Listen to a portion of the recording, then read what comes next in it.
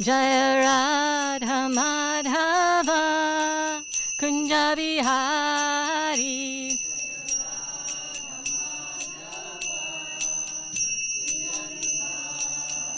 Jaya Radha Madhava Kunja Bihari.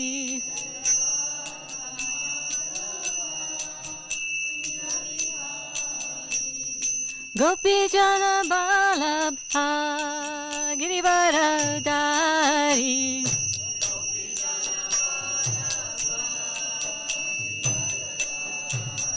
Jaya Gopi Jana Balabha Girivaradari.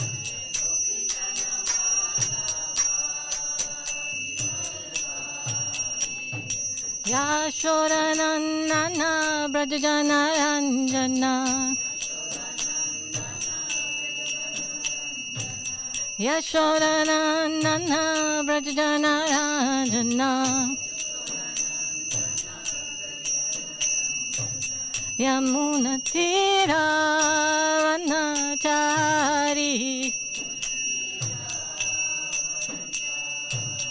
Yamuna Tira Vanachari. Jaya Radha Madhava Kunja Bihari.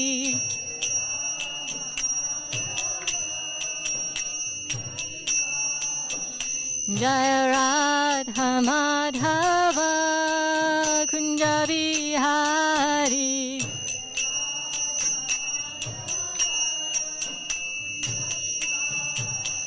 Jaya Gopi Jana Balabha Girivaradari.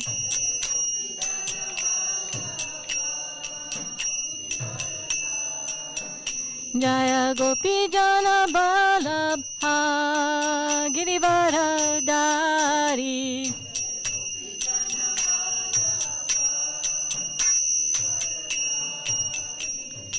Yashodanandana Brajajana Ranjana. Yashodanandana Brajajana Ranjana. Yamuna Tira Vanachari. Yamuna Tira Vanachari.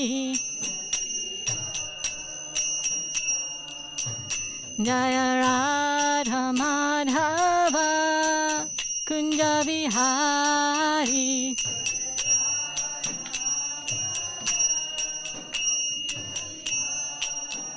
Jaya Radha Madhava Kunja Bihari.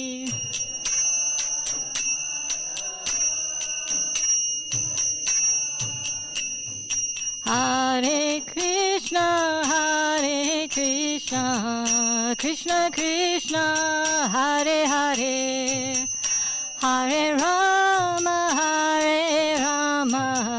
Rama Rama, Hare Hare, Hare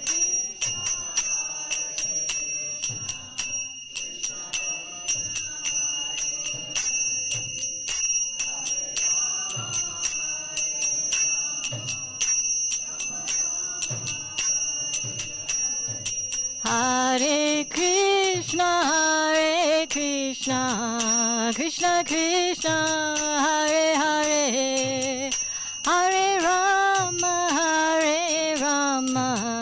Rama Rama, Hare Hare, Hare Krishna,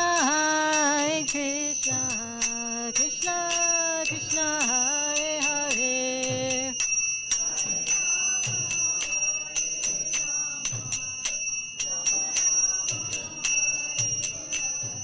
Hare Krishna, Krishna Krishna, Hare Hare, Hare Rama, Rama Rama, Hare Hare, Hare Krishna,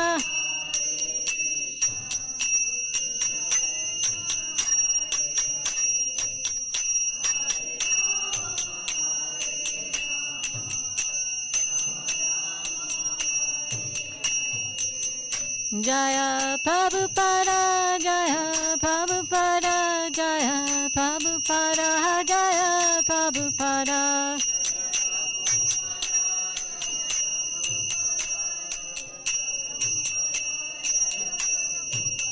Gurudev, Gurudev, Gurudev, Gurudev, Jaya Jaya Gurudev, Gurudev, Gurudev, Gurudev.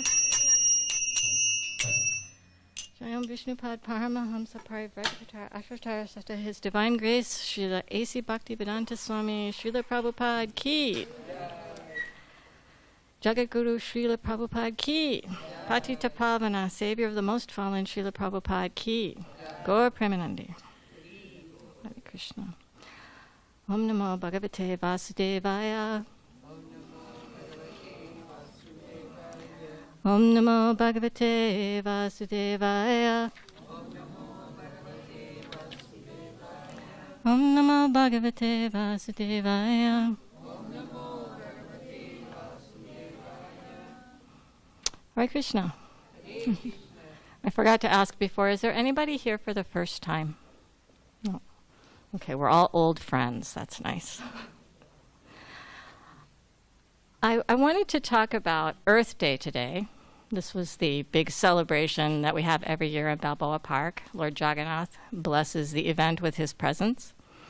And people come to support the idea that we like this earth, actually, and we want to keep it. You couldn't necessarily tell that by the way we treat the earth, but, that is our goal. And I was a child when the ecology movement, the environmental movement, started in America. And quite frankly, overall things have gone from bad to worse. And this is in spite of technological leaders, business leaders, academics, governments, non-governmental entities, the average person. We're all concerned about this, right? We all want clean water. We all want clean air. We don't want to ingest plastics, We don't want the ocean to be smothered in an ocean of plastic. But somehow these things are always happening. So I thought we could talk a little bit about why that is. It's always amazing to me how you can take a group of people and everyone has the same understanding and the same goal, and still that group can fail to achieve the goal. How is that? What's happening?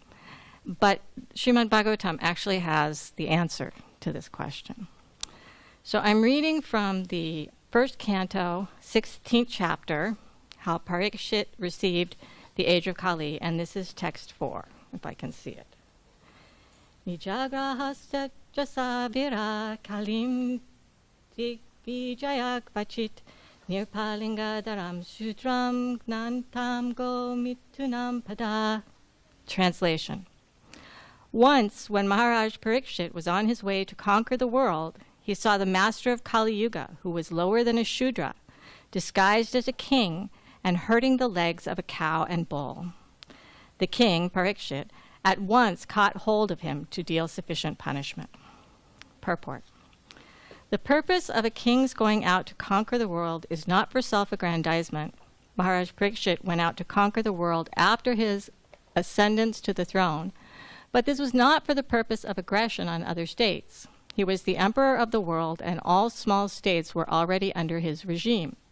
His purpose in going out was to see how things were going on in terms of the godly state. The king, being the representative of the Lord, has to execute the will of the Lord duly. There is no question of self-aggrandizement. Thus, as soon as Maharaj Parikshit saw that a lower-class man in the dress of a king was hurting the legs of a cow and a bull, at once he arrested and punished him. The king cannot tolerate insults to the most important animal, the cow, nor can he tolerate disrespect for the most important man, the Brahmin. Human civilization means to advance the cause of Brahminical culture, and to maintain it, cow protection is essential. This age of Kali means mismanagement and quarrel, and the root cause of all mismanagement and quarrel is that worthless men with the modes of low-class men, who have no higher ambition in life, come to the helm of state management. Such men at the post of a king are sure to first hurt the cow and the Brahminical culture, thereby pushing all society towards hell.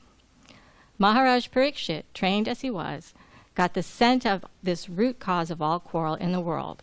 Thus he wanted to stop it in the very beginning.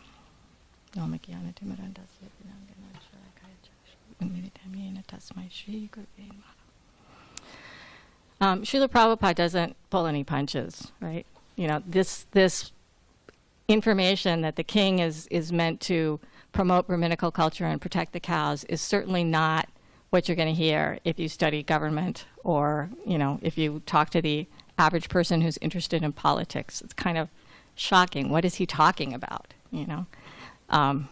We don't live in a Vedic age where we have kings and, you know, I don't have a cow. I don't know if many of you have cows, but, you know, cow protection seems kind of theoretical, right? But the essence of what he's saying is that there is a culture based on godly principles that promotes godliness. And there is a culture with which I think we are all very familiar that promotes personal sense gratification and which promotes demonic culture, all right? So why is it that we have, you know, tying this back into the environmental movement, why is it that we have global warming and we have air and water pollution, and our oceans are becoming acidic, acid rain is falling on our heads? Why are all of these things happening? Well, most experts who study this will tell you that one of the root causes is overconsumption, right? We have an ever-increasing number of people in the world, and we want an ever-increasing standard of living, all right? And so we are using an ever-increasing amount of resources, and we're creating an ever-increasing amount of waste. The promise of, you know, in the 60s they used to say, you know, solving life or making life better through chemicals, DuPont, that was their slogan, right? So the promise was that we were going to come up with all these fantastic, you know, science fiction kind of ways where bacteria were going to eat the waste that we produced, and, you know, we were going to be able to recycle everything. And anyway, I'm beating a dead horse. This is not happening, right? So what's the other way to approach this problem? Okay. In spiritual culture, we understand that every problem has at its root incorrect consciousness, all right? So we don't actually have a pollution problem, global warming problem. What we have is a consciousness problem. And this section of the Bhagavatam explains how this improper consciousness became prevalent in the current age of Kali Yuga. There are 4 ages. This is the 4th age, the most degraded age, and it's called the Age of Quarrel.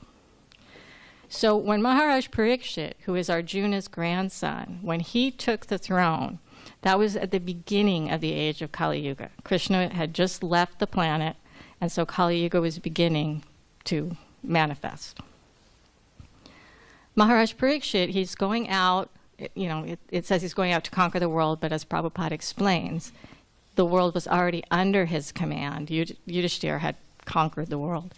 And so Parikshit was going out on this tour, and he was seeing how is life going on, right? And as a pious king, he wants to make sure that people who need protection, animals that need protection, women, children, old people, Brahmins, all of these entities are being properly cared for. All right, that's one of the duties of the leader of a state. But we can also apply that to our own lives, right? If you're a mother, if you're a father, you know, you have a duty of giving protection to your children, right? We can all help in, you know, protecting those who need protection.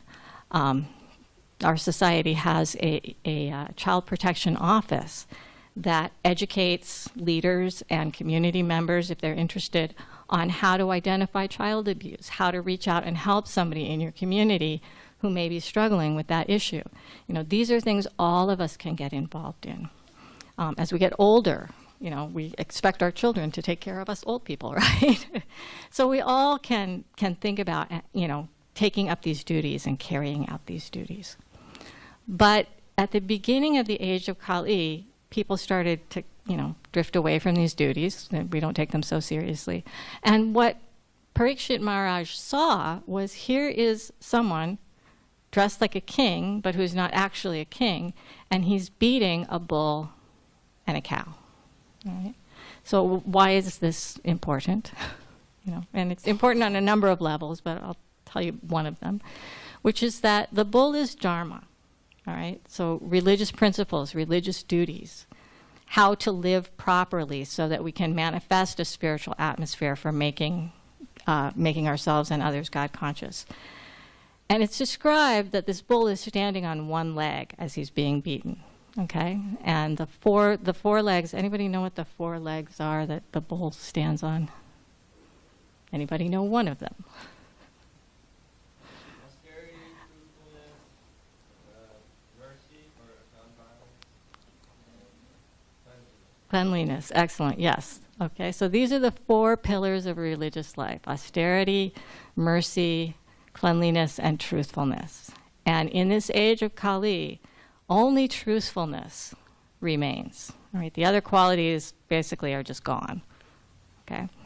And Kali is beating at that leg of truthfulness.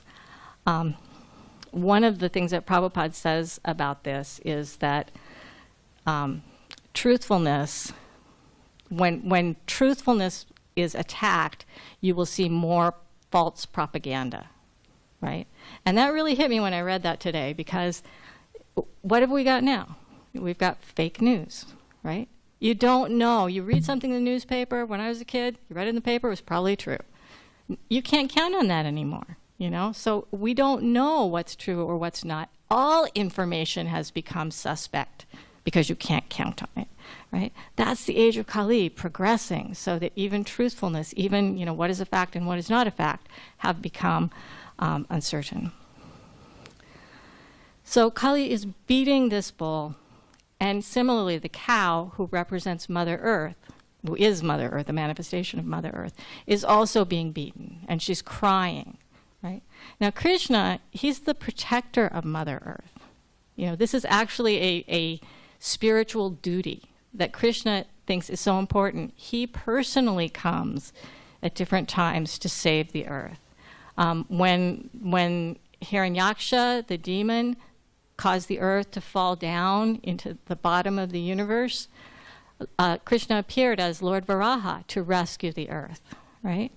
And at the beginning of the advent of Lord Krishna, it's Mother Earth, Mother Bhumi, who goes to Lord Brahma and says, I'm suffering so much because demoniac people are so prevalent, and they're just burdening me. I need some help. And that's one of the reasons why Krishna comes. So taking care of the earth is actually very important as a spiritualist, right? Okay.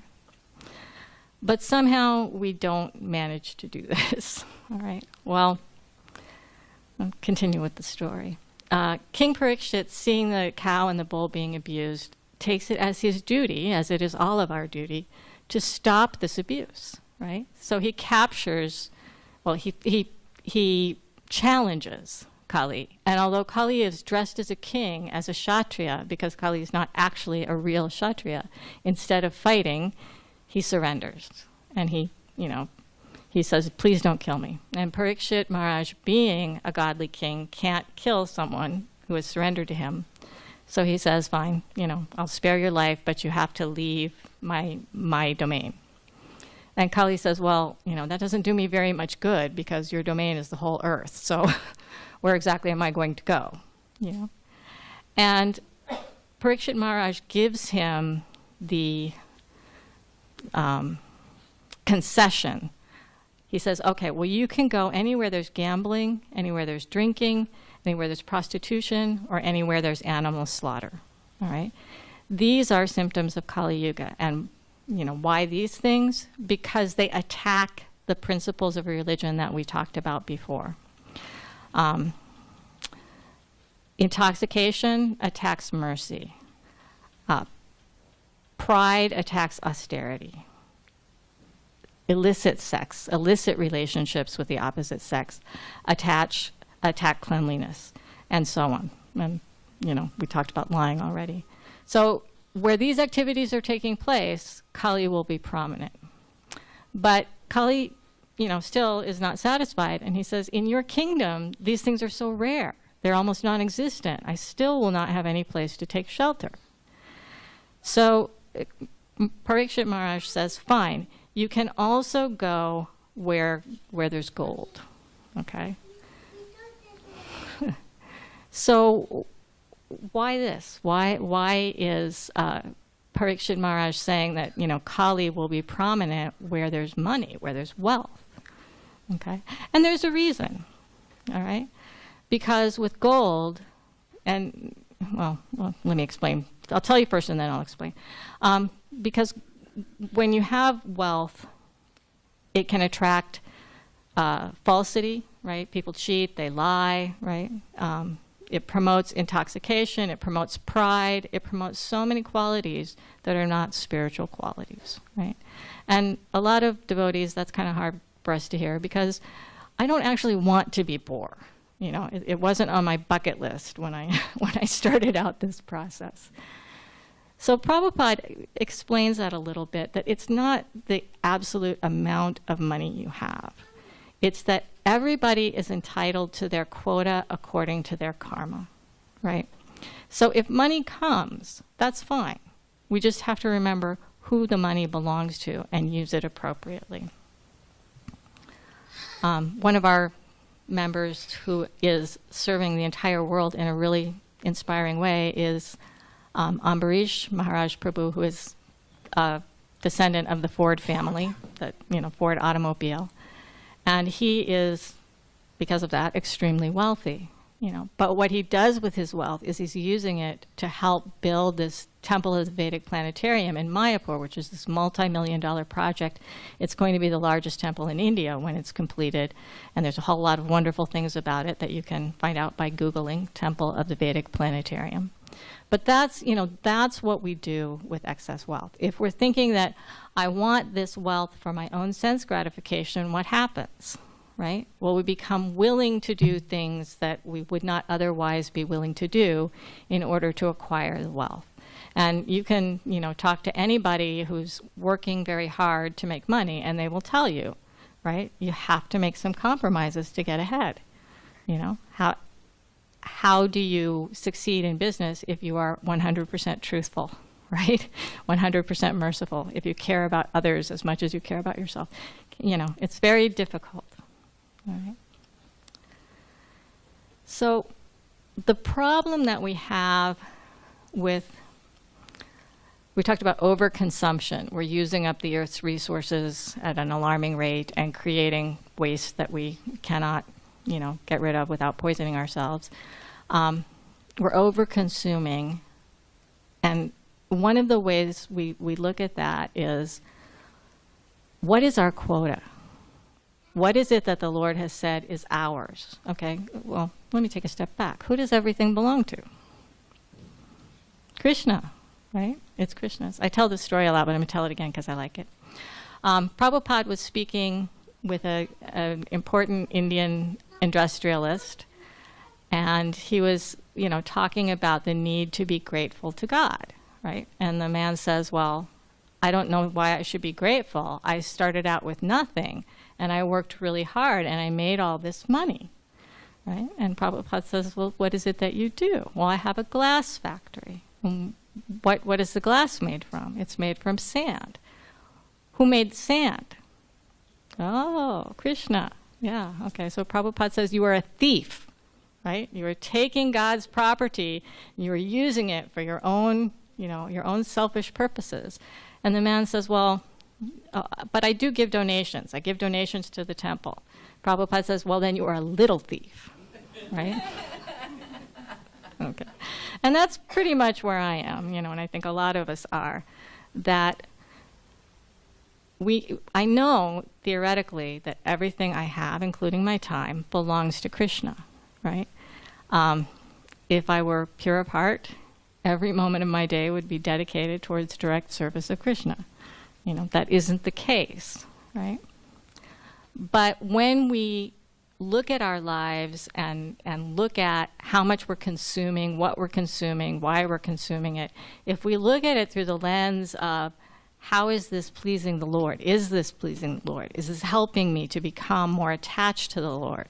You know, it makes it easier to see where there are things that we don't need to be doing, we don't need to be having, things like that.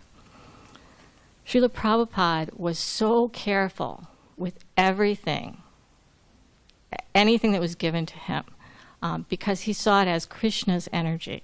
You know, if devotees left a light on in a room that, you know, they had vacated, or even if they had more lights on than they actually needed to do the task at hand, he would tell them, you're wasting Krishna's energy. You know? Devotees remember how when he would get a letter, he would save the envelope and use that for scratch paper, right? I mean, how many of us use a piece of paper and don't even think about it, right? You know, it's just kind of ordinary. But Prabhupada, every single thing, because he understood who it belonged to, right? And if we can cultivate that mentality, then, you know, we're attacking the root cause of this problem of environmental destruction. Even more than that, because even if everyone in this room stopped creating any kind of pollution or using more resources than they needed, it would be a drop in the bucket, right?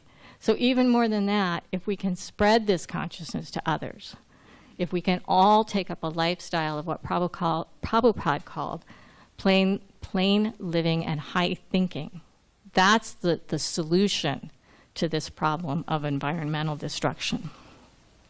Prabhupada said that the devotee thinks of accepting the quota that the Lord sends, right? Because according to our karma, we're all going to get whatever we're owed, right? Certain amount of wealth, certain amount of happiness, children, no children. I don't know whether that's happiness or not happiness, you know. But whatever. And I can look at my own family and see this so clearly. My uncles, you know, they take up a project and it makes money. They don't, you know. I mean, they work very hard, right? But everything they touch is successful. My father, you know, it's like if he tells me that there's an investment or, you know, a project, it's like I know, you know, it's not his karma, it's not going to work, never does, you know. And he's become a much happier person since he accepted that, okay, this is just my karma, you know, this is how it is. I don't have to struggle and struggle and struggle to, you know, attain something that's not mine. Similarly, if it's our karma to get something, it's going to come easily. And that doesn't mean, okay, I can stay home and not go to work and, you know, I'll still get my paycheck because it's my karma. No, you know, we have to do our duty. I mean, I wish it was like that, right? Here for my karmic handout, please. But, you know, if we do our duty, what is ours will come, okay? So over-endeavoring, trying to enjoy more and more in order to become happy, that's the problem, right? Because we bought into this myth that the advertisers have given to us since we were born, which is that if you buy this, you will be a happier person, right? Whether it's life insurance, a new car, a new kind of alcohol, you know, new clothes, new recreation, new vacations, right? There's all these things. If you're not happy, you know, you just haven't found the right thing to buy, right? But happiness doesn't actually come from the things we buy. You know, why are we not satisfied? Why are we not fulfilled? We live in a country where we have more material things than practically everybody else on the planet. You know, if you want it, it's available somewhere here. And a lot of times it's made in China and it's not even that expensive, right? So why are we not fulfilled?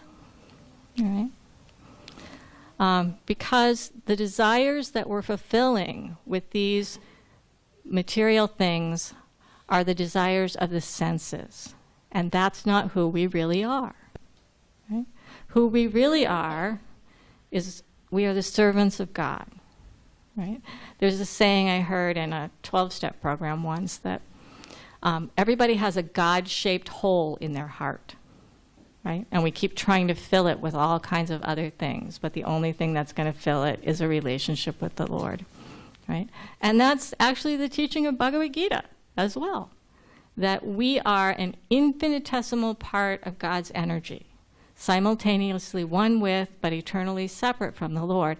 And our purpose, our identity, is to serve the Lord, right?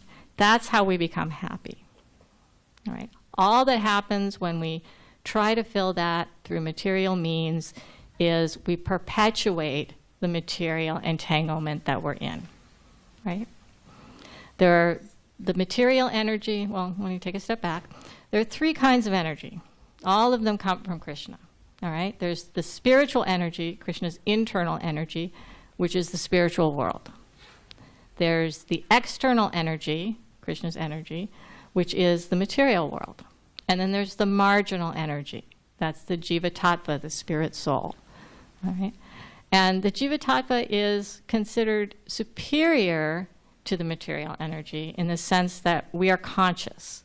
Material, the dead matter, our bodies, or the table, whatever, they're not conscious, right? Only the soul has consciousness, all right? But because the material energy is Krishna's energy, it's still stronger. That energy she's still stronger than we are, right?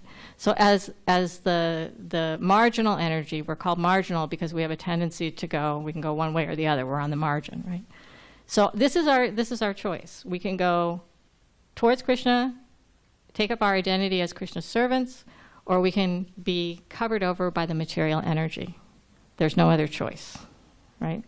But as conditioned souls, we think we're controlling the material energy, right? Because we're conscious, we can manipulate the material energy. We do. That's how we got ourselves in all this trouble with pollution and environmental degradation, because we've been manipulating the material energy. All right, so we can do this, but what happens is then we become controlled by the material energy. And the material energy has three modes: goodness, passion, and ignorance, right? And Prabhupada describes that those three modes are three strands of a rope, all right? Just like, you braid a rope and it becomes very strong. Well, that material energy is very strong. It's Krishna's energy. Of course it's strong. And that energy binds us to this material world so that instead of becoming satisfied by serving our senses, we just have more and more desire, right? I mean, I feel that way about M&Ms, right? It's not that I ever, say, okay, I've had enough. I always want another one. Even if I'm getting sick, I still, a desire is still there. It's, I'm not satisfied. Right? But that's the nature of the material energy. And the more we try to gratify our senses, then the more our senses are demanding gratification. That's how we end up in a world where we're destroying the place we live in, even though we don't want to. It's a consciousness problem. Okay. So what's the solution? Right? Well, the solution is to change our consciousness. All right? And truly, that's the solution to any problem that we have, right? We just have to change our consciousness. So how do we do that, right? Well, the material energy is so strong that we can't save ourselves.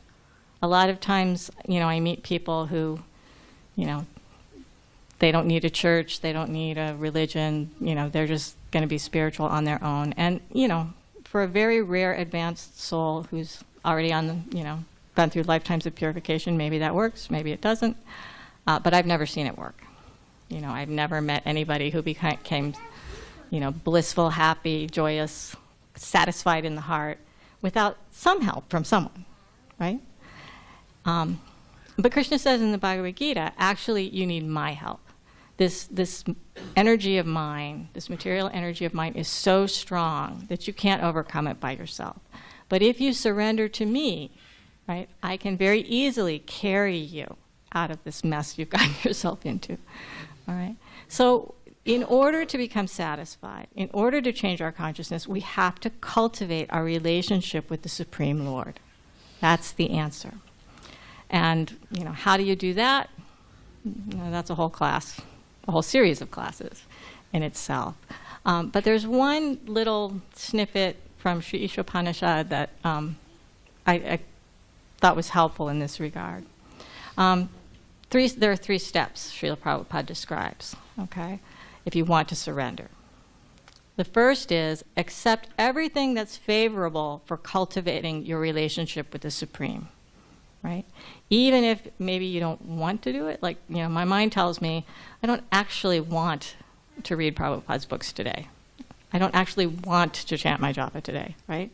But I know that those things are helping me cultivate my relationship with God. So, I accept that, all right, I'm going to do it today, whether I feel like it or not, And usually once I start, then I'm happy, There's a sweet taste, to any kind of activity that one undertakes for the sake of the Lord. There's always a sweetness to it. Okay, second is to reject things that are unfavorable. All right? And there are certain things that the scriptures will tell us, are unfavorable. Meat eating, illicit sex, intoxication, gambling are, 4 things that it's spelled out very clearly. If you're trying to cultivate spiritual connection with the Lord, that you should avoid these things. But we all have our own individual things as well. One of the things that I did as a younger devotee was change my career. I was working for a big corporate law firm, and it was, 60 to 80 hours a week was expected.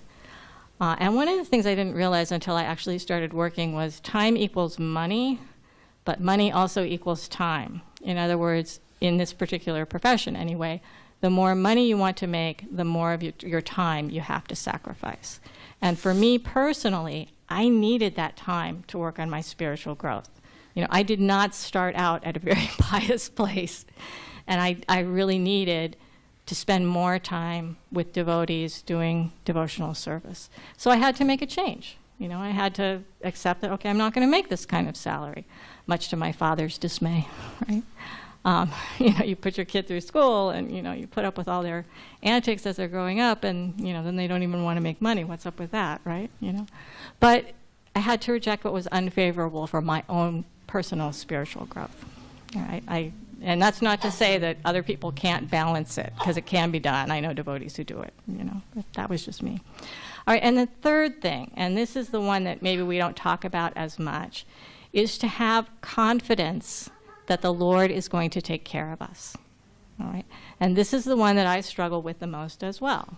Right, there are certain things we don't want to happen to us. There are certain things we don't want to happen to those we love. Right, and it's tempting to think that we can do things to prevent, Jai. Shri Radha Giridhari Ki Jai.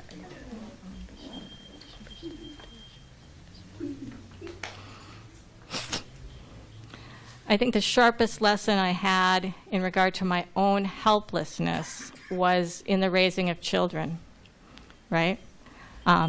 We want the best for our children, and we don't want them to suffer. We want them to avoid all the mistakes that we've made, right? And not make any painful mistakes of their own. And yet our children, we can't protect them from everything, no matter how hard we try, because we're not actually the protectors. That's the Lord. So if I Christians say, if I lean on the Lord, if I depend on Krishna, He's going to take care of me, right? So why is it that bad things still happen to me? Why do good things happen to bad people? It's a age-old question in spiritual circles. So why do I suffer? It's my karma also, but my daughter used to ask me, why did Krishna make it so we get bad karma? That's not very nice. Doesn't he love us? Right? Okay, but it is. He does love us, right? We always have to keep in mind that our sense gratification is not the Lord's goal, and it shouldn't be our goal either, right? Just as an athlete has to struggle, right, to build up endurance, to build up strength, as a student has to study, which is the most fun thing in the world most of the time, in order to get an education. All right, there's endeavor involved in spiritual life also, right? So Krishna, when Prabhupada says when someone takes up this process of trying to develop their relationship with the Lord, instead of being governed by karma, now Krishna personally is making arrangements for that person to move forward. We're still getting our karma. There's no get out of jail free card here. But instead of it being mechanical according to the laws of material nature, now Krishna is taking an interest. So when something happens to me that I don't like, I can understand Krishna has arranged this for my benefit, right? And as a younger person, that was very theoretical for me, right? Because I hadn't seen it in action, right? It's okay, devotees are telling me that, this is Krishna's mercy, but, I'm not feeling it, right? Okay. But as I've gotten older, I've been able to see that things that looked, really horrible and felt really horrible at the time were actually moving me forward towards that goal of spiritual consciousness. If we can cultivate that consciousness, that really helps us in our process of surrender. One of the important points on this, too, is to understand that no one else is to blame for what I'm experiencing, right? When Parikshit Maharaj met the cow and the bull, and he asks the bull, what's causing your suffering? Who's hurting you, right? And the bull doesn't answer. Prabhupada said that's because to identify someone else as the cause of our misery is actually sinful, or actually, when Prabhupada says sinful, the way you can look at it is something that pushes us away from making spiritual advancement. Okay, not necessarily a moral judgment, but and why is that? Because who's the ultimate cause? Who's the ultimate controller? Krishna. Okay, so just like as a child, mother says, okay, you can't eat all the M&Ms in the world. We accept that mother loves us and this is for our benefit. So similarly, when things happen to us that we don't like, we can look around and say, okay, what am I meant to learn here? What is Krishna trying to tell me, right? So if we cultivate this understanding that the primary goal of life is to develop spiritual consciousness, that we accept those things favorable, reject those things unfavorable, and trust that Krishna has our best interest at heart, then we could actually create a society where we could solve problems. We could avoid problems like environmental destruction from happening in the first place. Thank you very much. Are there any questions, comments? All right, well, thank you for your attention. Hare Krishna.